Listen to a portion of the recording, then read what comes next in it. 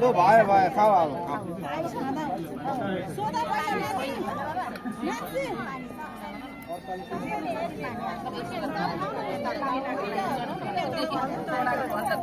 अंगुर पनि चाडा एउटा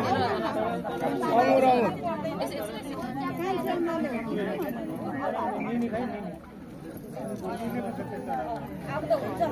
ल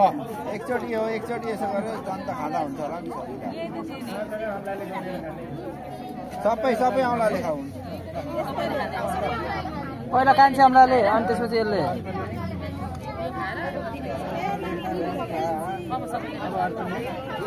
ओ यसैले यसैले सबै एउटा एउटा अनि यसले यसैले यसैले